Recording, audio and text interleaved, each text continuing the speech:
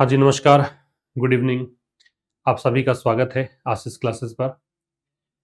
हम लोग जो एडिटोरियल डिस्कस करते हैं पर डे शाम को 5 बजे, उसी कड़ी में एक नई चीज़ आपको सिखा रहा हूँ। अभी तक हम लोगों ने सीख लिया कि ट्रांसलेशन कैसे किया जा सकता है, कैसे पार्ट्स ऑफ स्पीच निकाले जा सकते हैं, कैसे आप ग्रामर के कॉन्सेप्ट्स बिना रटे ढंग से अप्लाई करना सीख सकते हैं। आज की क्लास थोड़ी-सी खास है, आपको ये सिखाएगी कि रिफ्रेजिंग कैसे कर सकते हैं। और ये थोड़ा-सा अगर कल का सेशन आपने देखा हो, तो कुछ बातें हमने रिफ्रेजिंग के विषय में की थी। कुछ सेंटेंस 1-2 सेंटेंस मैंने आपको रिफ्रेज करके सिखाए थे, बताए थे। तो उसी कड़ी में हम आज रिफ्रेजिंग सीखेंगे। अब सबसे पहली बात तो ये है कि ये टॉपिक आएगा कहाँ काम? तो ये टॉपिक काम आएगा आपके आरएएस में विशेष रूप से। आरएएस मेंस का कोर्स भी उपलब्ध है, नए पैटर्न पर। और रिफ्रेजिंग यहाँ काम आता है और हर उस परीक्षा में काम आता है जहाँ पे डिस्क्रिप्टिव मोड में परीक्षा होती है। ये हर उस कंडीशन में काम आता है जहां पर आप रीडिंग कॉम्प्रिहेंशन सीखने का प्रयास करते हो।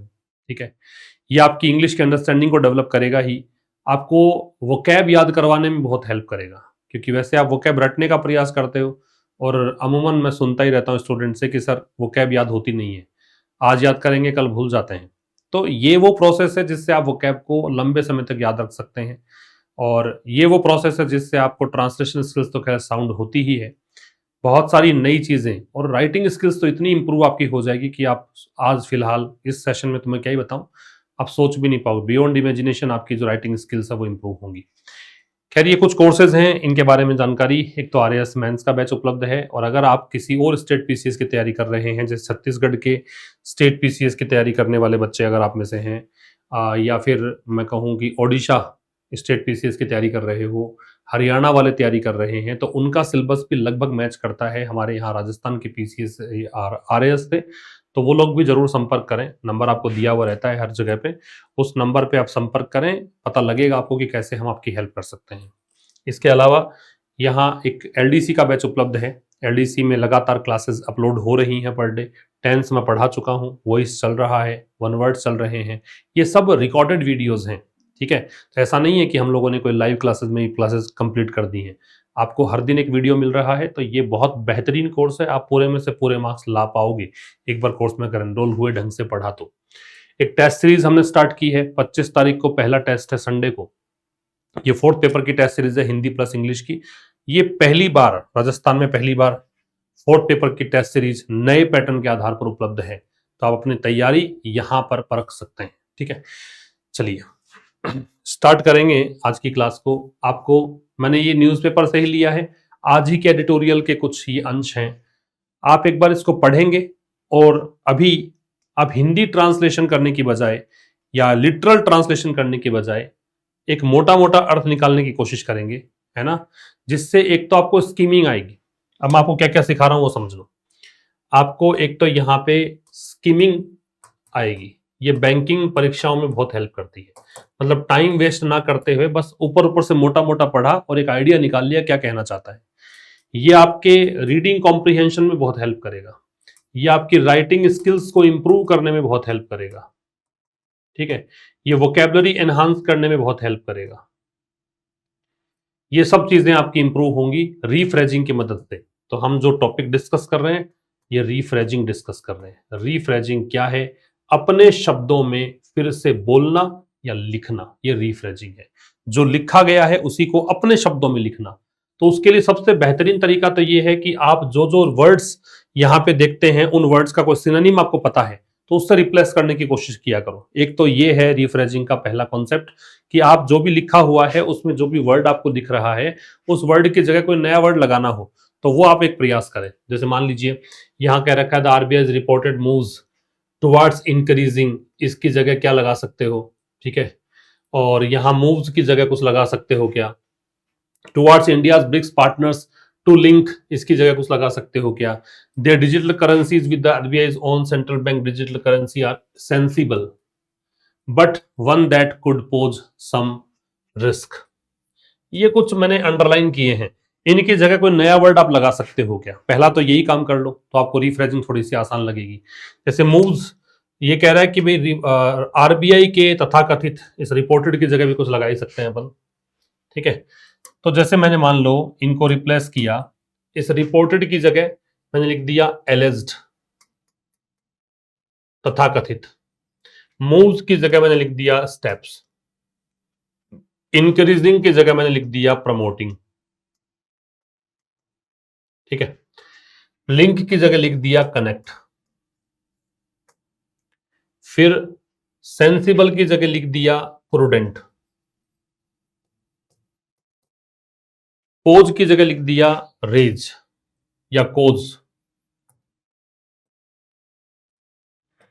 रिस्क की जगह लिख दिया थ्रेट। अब जो मेरे साथ न्यूज़पेपर पढ़ रहे हैं उनको सब पता है ये चीजें क्या लिख रहा हूं मैं। ये कहना क्या चाह रहा था कि आरबीआई का तथाकथित जो कदम है, मूव्स हैं, टुवर्ड्स किसको लेकर, increasing India's BRICS partners, Bharat के जो ब्रिक्स साझेदार हैं, ब्रिक्स एक समूह है उसके साझेदार हैं, उनको प्रेरित करने के लिए, प्रोत्साहित करने के लिए कि वो अपना डिजिटल करेंसी जो है, अपनी जो डिजिटल करेंसीज हैं उनको लिंक करें आरबीआई के अपने सेंट्रल बैंक डिजिटल करेंसी के साथ। ये सेंसिबल अप्रोच है ना, लेकिन कुछ ऐसा है जिससे खतरे पैदा हो सकते हैं। क्या समझाया इसमें कि आरबीआई के कुछ तथाकथित मूव है। सुनने में आई है ऐसी बात कि आरबीआई प्लानिंग कर रही है, ब्रिक्स जो पार्टनर्स है भारत के, उन देशों से कह रही है कि अपनी जो डिजिटल करेंसीज है तुम लिंक कर दो हमारे वाले इस करेंसी से, जो कि लगता है कि ये मूव्स सेंसिबल हैं लेकिन ये खतरा पैदा कर सकती है। अब इसको लिखना है आपको, तो देखो अब आपने चूंकि वर्ड्स अलग अलग निकाल लिए तो बस इसी को रिफ्रेम कर दो, लिख दो। क्या लिखा, द आरबीआईज रिपोर्टेड की जगह मैंने लिखा एलिज्ड या परपर्टेड भी कर सकते हो, ये होते हैं तथाकथित। कुल मिला के आप नए वर्ड्स अपने शब्दों में, पहला काम तो यह है कि वर्ड्स नहीं लगा दो, दूसरा काम यह है कि थोड़ी सी भाषा भी इधर उधर कर दो, तो वो आपकी रीफ्रेजिंग कहलाएगी। तो आरबीआई एलिज्ड परपर्टेड स्टेप्स, है ना, किसको लेकर, टू इंक्रीज करने को लेकर, टू इंक्रीज, किसको इंक्रीज करना है, इंडियाज ब्रिक्स पार्टनर्स, भारत के जो ब्रिक्स साझेदार हैं उनको, इंडियाज ब्रिक्स पार्टनर्स। ठीक है। टू लिंक, तो to connect their digital currencies,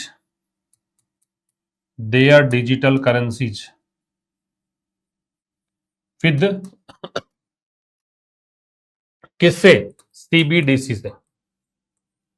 अब ये जो स्टेप्स हैं आर वाइज या आर प्रैग्मेटिक भी कर सकते हो, ये प्रैक्टिकल है, बुद्धिमानीपूर्ण है, वाइज है, प्रूडेंट है, ये विवेकपूर्ण है, सेंसिबल की जगह लिखा है, या लिख दो जुडिशियस है, समझदारीपूर्ण है। ठीक है। लेकिन बट कैन कोज थ्रेट्स, लेकिन ये खतरा पैदा कर सकते हैं। देखो कुछ कुछ मैंने शब्द जो हैं वो नए ले लिए,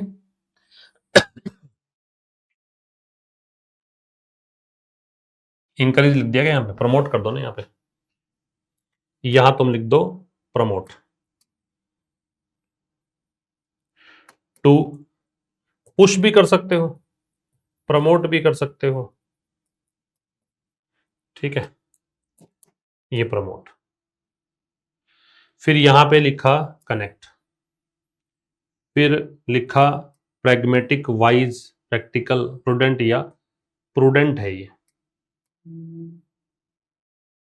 सही लिखी थी क्या स्पेलिंग, PRUDENT, प्रूडेंट। तो ये वाले नए वर्ड्स लिखे, कोज लिखा, थ्रेड्स लिखा, ये शब्द नए आ गए। कहीं कहीं पे मैंने एक दो शब्दों को छोड़कर कोई नए शब्द जोड़कर या उनको हटाकर वापस से लिख दिया। पैराग्राफ वही है, चीजें वही हैं, लेकिन आपके अंदाज में है। This is what an examiner wants from you when it comes to precis writing. जब बात प्रेसी राइटिंग की आती है, जब बात ये आती है कि आप इसको समराइज करो, काफी सारे परीक्षाओं में, आईबी वाली परीक्षा में ये चीजें आने लग गई हैं।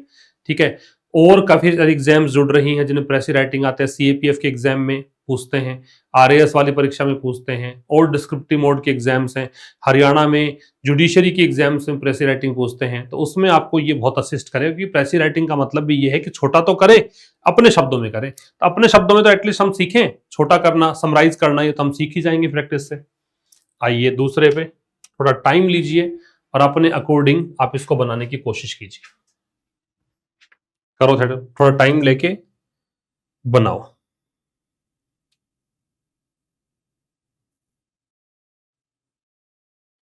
देखो क्या कह रहा है, अकॉर्डिंग टू न्यूज रिपोर्ट्स के अनुसार the RBI has recommended, RBI ने सिफारिश करी है सेंटर को, that A proposal connecting the CBDC, कि ये जो प्रपोजल है कनेक्ट करने का सीबीडीसी से और ब्रिक्स कंट्रीज को, इसको एजेंडा बनाया जाए 2026 के ब्रिक्स समिट में इंडिया में। तो न्यूज रिपोर्ट्स के अनुसार, अकॉर्डिंग टू न्यूज रिपोर्ट्स है, तो मैं इसको ऐसे लिख सकता हूं, देखो बहुत आसान तरीका बता रहा हूं, अकॉर्डिंग टू की जगह लिख सकते हो एज पर न्यूज रिपोर्ट्स, एक ही बात है, अकॉर्डिंग टू या एज पर, तो एज पर न्यूज रिपोर्ट्स ये लगाया कॉमा।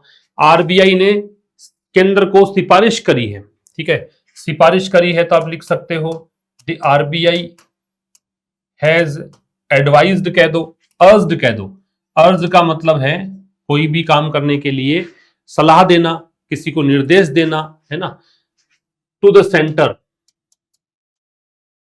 To the centre. अब थोड़ा सा देखो, मैं इसको अलग तरीके से लेके जा रहा हूं कि आरबीआई ने केंद्र सरकार से ये कहा है to make this an agenda.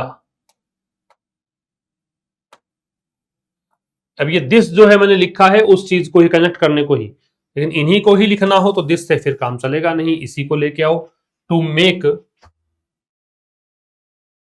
The proposal, जो प्रस्ताव है, make the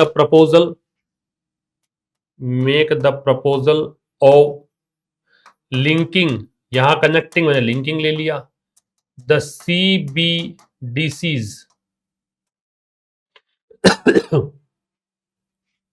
linking the CBDCs या linking the BRICS countries, linking the BRICS countries to CBDCs, the agenda या द कह सकते हो the topic of discussion, agenda को लिखा मैंने द टॉपिक ऑफ डिस्कशन, किसके लिए, फॉर द ब्रिक्स समिट की जगह लिख दिया मैंने meeting 2026 which is going to be held, जो होने वाली है इन इंडिया, भारत में। ये रीफ्रेजिंग हो गई इसकी। तो क्या नया लिखा, चीजें देखो वही है, लेकिन कुछ नया आपको नजर आएगा। एक तो अकॉर्डिंग टू की जगह एज पर लिख दिया, एक रेकमेंड की जगह अज लिख दिया, ठीक है, एक ये मैंने प्रपोजल वाली बात जो सीधा लिख रखा है उसको मैंने थोड़ा घुमा के लिख दिया, कनेक्ट की जगह लिंक कर दिया, फिर टॉपिक ऑफ डिस्कशन कर दिया किसको, एजेंडा को, इसके बाद में ये गोइंग टू हेल्ड कर दिया, जो लिखा हुआ ही नहीं था, क्या लिखा 2026 के लिए जो मीटिंग होनी है उसकी बात कर रहा है। तो ऐसे करके नए वर्ड्स, कुछ घुमा फिरा के शब्द, रीफ्रेजिंग बन गई और चीज भी समझ में आया क्या कहना चाहता है। तो हमें थोड़ा सा अब एडवांस्ड लेवल पे बढ़ना पड़ेगा। आप देख रहे हो कि आजकल परीक्षाओं का लेवल लगातार एडवांस हो रहा है। आप एसएससी की बात कर लो तो परीक्षा का पैटर्न बदला है, कुछ डिफिकल्टीज आई हैं इस बार। 2025 के पेपर को देखोगे तो पैराजम्बस थोड़े से एडवांस्ड लेवल के हैं, क्लोज टेस्ट एडवांस्ड लेवल के हैं, क्लोज टेस्ट तो खैर पूछा ही नहीं गया। आपके जो पैसेज हैं वो एडवांस्ड लेवल के हैं। अभी आपके जो हमारे यहाँ आरएस का पैटर्न जो चेंज हुआ है राजस्थान में, उसमें थोड़े अलग टॉपिक्स जोड़ दिए गए हैं। राजस्थान में ही जो आरएसएसबी बोर्ड है वो परीक्षाएं ले रहा है, तो अभी रीट का पेपर हुआ था, उसमें एकदम अलग टाइप से क्वेश्चंस पूछे गए थे। तो चीजें अब अपडेट हो रही हैं, तो आपको भी अपने आप को अपग्रेड करने की जरूरत है, इसीलिए मैंने ये टॉपिक डिस्कशन के लिए लिया है। एक और आप प्रयास करेंगे। This is a natural progression of India's push during its presidency of the G20 in 2023 for international cooperation and standardization on cryptocurrencies. यहां तक का बना के देख लो, और फिर ये वाला जो पार्ट है दे आरबीआई से लेकर और यूजेस तक, ये मैं तुम्हें देके जाऊंगा, ये तुम कमेंट बॉक्स में आंसर करना है इसका। जो मैंने मार्क किया है उसको रिफ्रेश करके देखो, देखे बन रहा है क्या।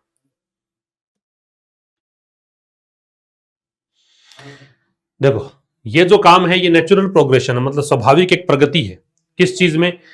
G20 की प्रेसिडेंसी जो भारत को मिली थी, अध्यक्षता मिली थी 2023 में, उसमें थोड़ा सा एक अपग्रेड हुआ चीज है ना। और ये किसके लिए? इस चीज के लिए, क्रिप्टो करेंसी जो ये विषय है, इस विषय को तो तुम क्या ही चेंज करोगे। बाकी देखो, this is a natural progression, तो मैं कह सकता हूं दिस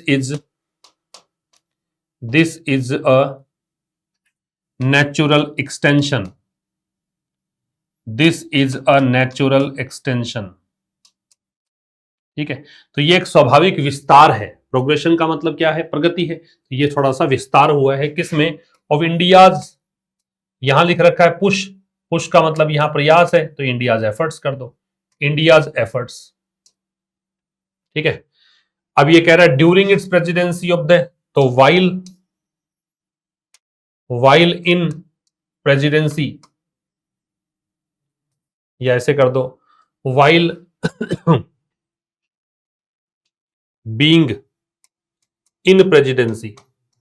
तो जब भारत यहां प्रेसिडेंट था, अध्यक्ष था, तो इसमें कर सकते हो this is a natural extension of India's efforts while being in presidency of the G20 इन 2023।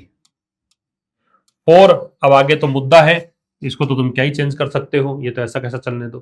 फिर भी इंटरनेशनल कोऑपरेशन है, तो इसको कर सकते हो तुम फॉर ग्लोबल, आप कर सकते हो कंसर्टेड एफर्ट्स। कोऑपरेशन सामूहिक प्रयास होते हैं, तो ये भी कंसर्टेड एफर्ट्स सामूहिक प्रयास हैं। And standardisation of on crypto currencies and streamlining, ये हो गया मुख्य धारा में लाना, स्ट्रीमलाइनिंग ऑन क्रिप्टो करेंसीज, ऐसा कर सकते हो क्रिप्टो करेंसीज। अब ये जो एक बचा हुआ है ये तुम खुद प्रयास करना, और ऐसे प्रयास अब तुम्हारे में से कुछ डिमांड करेंगे सर डेली करवा दो, कि पहला चीज यही होती है, कुछ नया सीखते ही आपका पहला डिमांड यही निकलती है सर डेली करवा दो इसको, कुछ समय निकाल कर। डेली पॉसिबल नहीं है, लेकिन फिर भी आपको मैंने इंट्रोड्यूस किया है, एक दो और बता दूंगा, खुद से करने का प्रयास करो, करते रहो, छोड़ो मत, तब जाके ये चीजें आपकी अच्छी हो जाएंगी, और बैंकिंग की तैयारी करने वाले बच्चे भी बहुत अच्छे से चीजों को कर पाएंगे। Okay, thank you very much, see you tomorrow at 5 through a new session. Till then, नमस्कार।